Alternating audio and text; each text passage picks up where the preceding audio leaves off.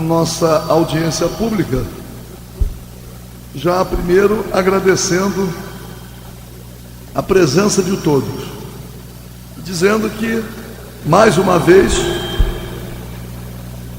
estamos trazendo para a Assembleia Legislativa questões que envolvem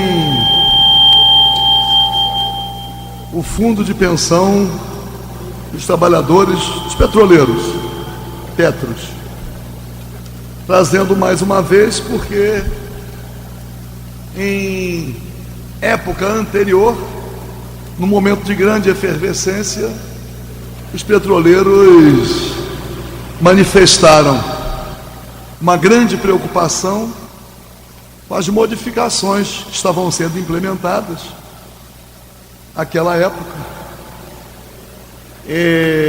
transformações que, na visão de um grupo muito grande, prejudicavam, suprimiam direitos. E agora, mais uma vez, a questão da separação das massas, que é uma espécie de desdobramento de tudo aquilo que tem alcançado o fundo de pensão. Eu quero aproveitar, inclusive,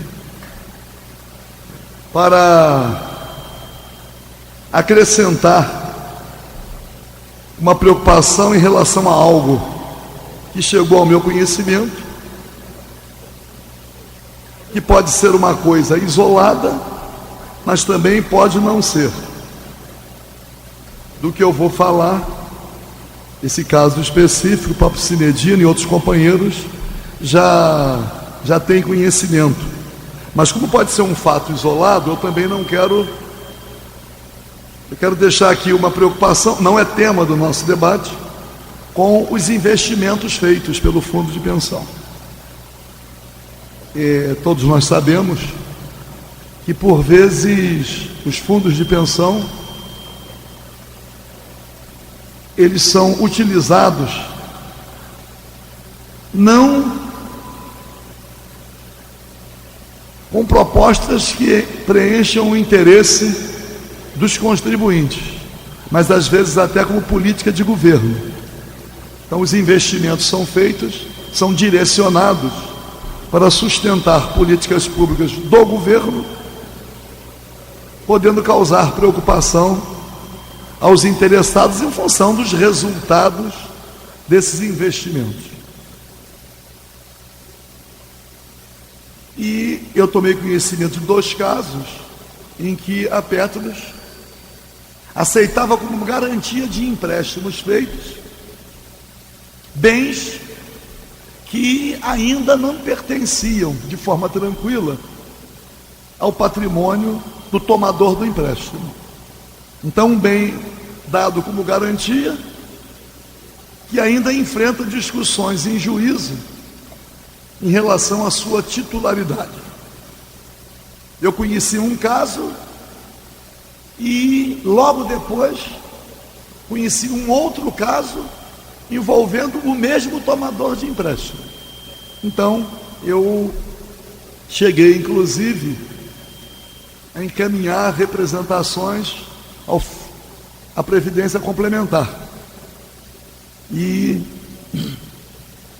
fiquei mais preocupado ainda. Eu imaginava que o órgão que tem a responsabilidade de controlar e fiscalizar os fundos de pensão culminou por conestar uma situação, é uma garantia secundária. É uma garantia secundária, mas que poderá, senão, não estaria constando do contrato. É uma garantia secundária, mas é a garantia, diferentemente dos chamados recebíveis, é uma garantia patrimonial em relação ao empréstimo concedido. De qualquer maneira, eu, inclusive, numa interlocução com um outro companheiro, eu manifestei não ser razoável alguém comprar um imóvel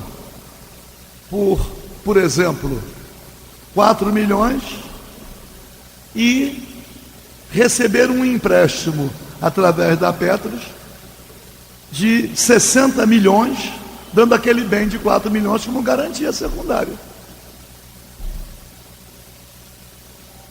Cheguei a imaginar, será que a Petros colabora para a lavagem de dinheiro? Falei. Então, mas esse não é o tema. Eu estou dizendo que, paralelamente a essas questões, há outras que devem preocupar aqueles que são os beneficiários do fundo de pensão. Acredito que muitos tenham acompanhado ou continuem acompanhando o que aconteceu com o Aeros, que é uma situação muito mais dramática. Quando a Varig serviu de instrumento a políticas públicas, com o tabelamento das tarifas, etc., e o governo não repassou aquilo que havia se comprometido para capitalizar o fundo. Então, os trabalhadores da Varig até agora estão com uma luta na justiça para a capitalização do fundo. A ação está no Supremo Tribunal Federal e muitos estão perdendo, já perderam a complementação de sua aposentadoria, porque o governo se utilizou da Varig para políticas públicas e não cumpriu com a sua parte. Então, estava lendo no jornal desse último final de semana que agora os mais antigos trabalhadores da Varig caminham. Houve uma festa dos pilotos, né?